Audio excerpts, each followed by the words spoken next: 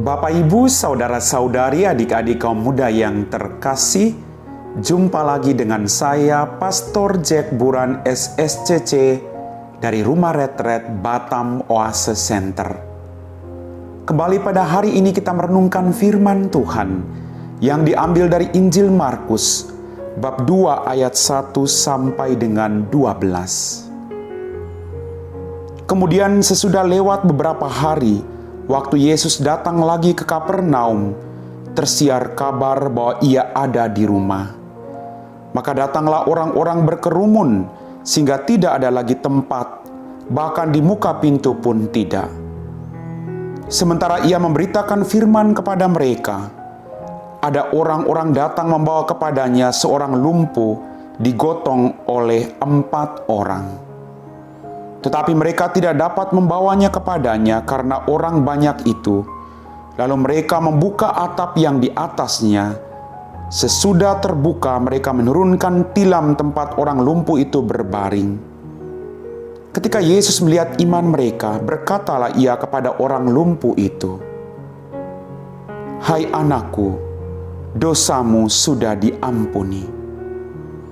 Tetapi di situ ada juga duduk beberapa ahli Taurat. Mereka berpikir dalam hatinya, mengapa orang ini berkata begitu? Ia menghujat Allah. Siapa yang dapat mengampuni dosa selain daripada Allah sendiri? Tetapi Yesus segera mengetahui dalam hatinya bahwa mereka berpikir demikian, lalu ia berkata kepada mereka, "Mengapa kamu berpikir begitu dalam hatimu? Mengapa kamu berpikir begitu dalam hatimu?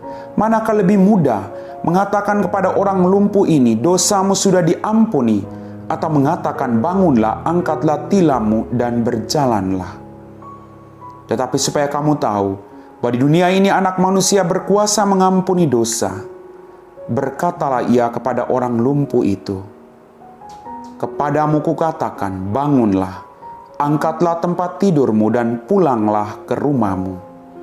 Dan orang itu pun bangun, segera mengangkat tempat tidurnya dan pergi keluar di hadapan orang-orang itu, sehingga mereka semua takjub, lalu memuliakan Allah, katanya, yang begini belum pernah kita lihat. Demikianlah Injil Tuhan.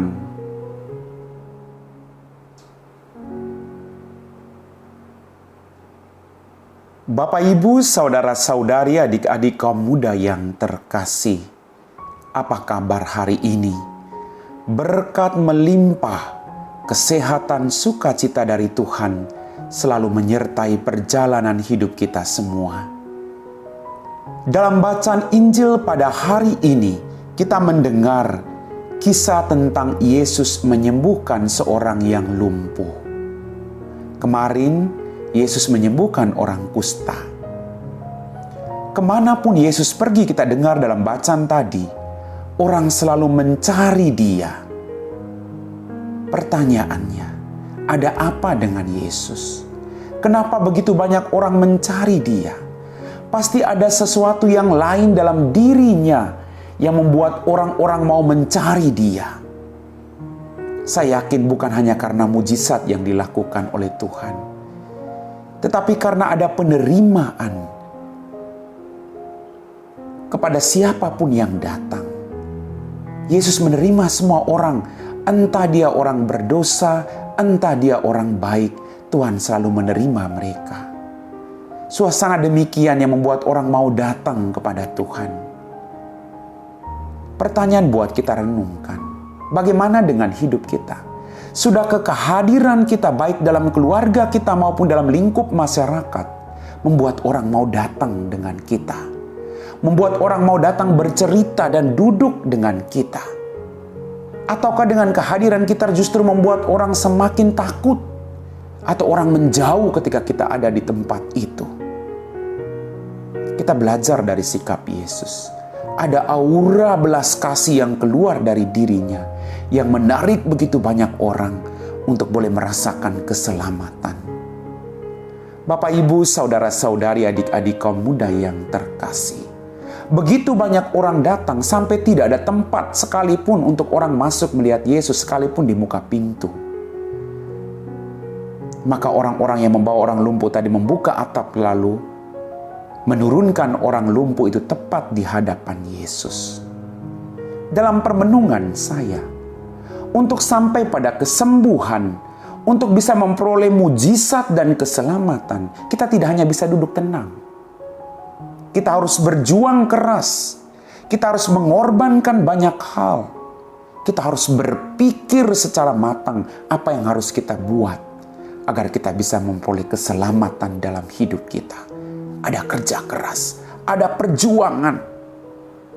Ini yang kita patut pelajari dari kisah pada hari ini. Bahwa orang lumpuh itu disembuhkan karena mereka berjuang. Mereka tidak menyerah dengan keadaan. Mereka tidak menyerah dengan situasi yang ada. Tapi mereka berpikir dengan situasi yang ada.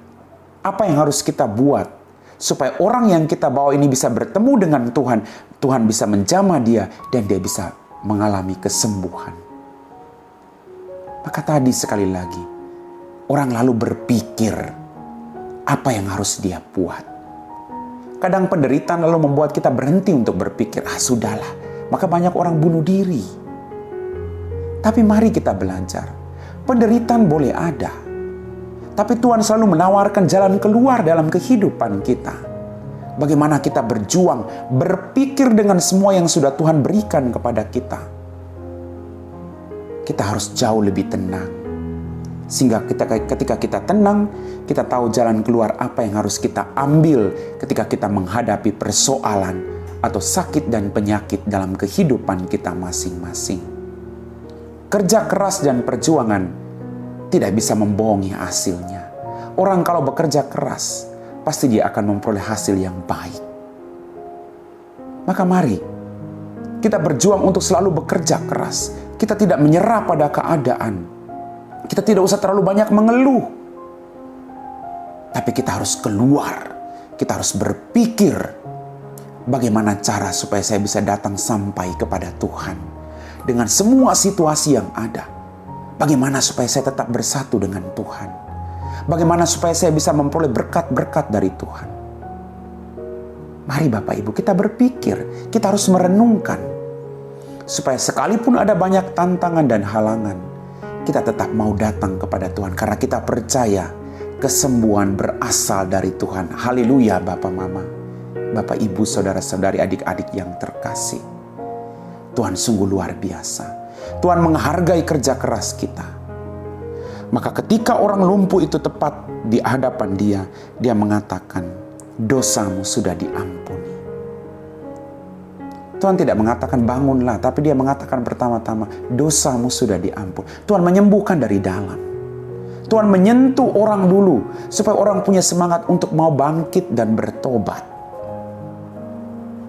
Mari kita juga melakukan hal demikian. Ketika ada orang yang melakukan kesalahan, kita bawa dia ke hadapan Tuhan dan kita juga membawa dia dan mengatakan bahwa pasti Tuhan akan mengampuni engkau.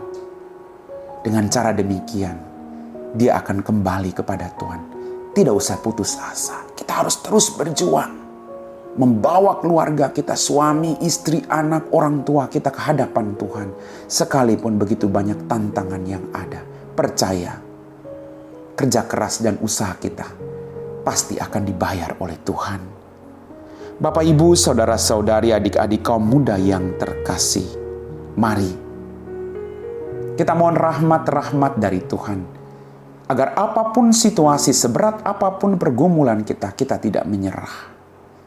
Tetapi kita harus berpikir, mencari jalan keluar yang terbaik, dan datang ke hadapan Tuhan. Dan biarlah Tuhan menjamah kita. Biarlah Tuhan membalas kerja keras kita dengan berkat-berkat yang Dia janjikan. Bapak, Ibu, saudara-saudari, adik-adik kaum muda yang terkasih. Mari, kita jangan hanya berpikir negatif seperti orang-orang Farisi.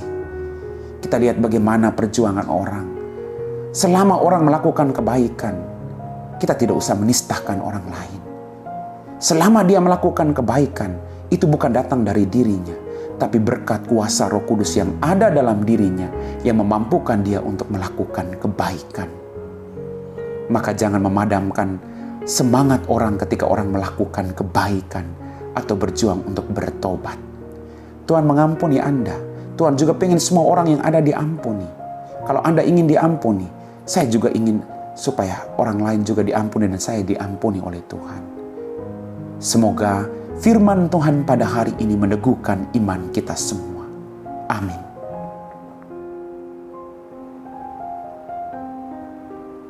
Bapak, Ibu, saudara-saudari, adik-adik kaum muda yang terkasih, setelah kita meresapi firman Tuhan, mari kita siapkan hati kita untuk berdoa.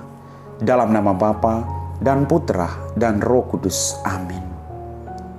Ya Tuhan Allah Bapa kami dalam kerajaan surga, terima kasih Tuhan atas begitu banyak rahmat dan berkat yang masih Engkau limpahkan dalam kehidupan kami semua. Ampuni setiap dosa-dosa dan pelanggaran kami. Terima kasih banyak Tuhan. Kalau boleh Tuhan, kami berdoa bagi orang-orang yang saat ini sedang menderita sakit baik di rumah mereka maupun di rumah sakit. Lihatlah daya usaha mereka Tuhan, segala perjuangan mereka.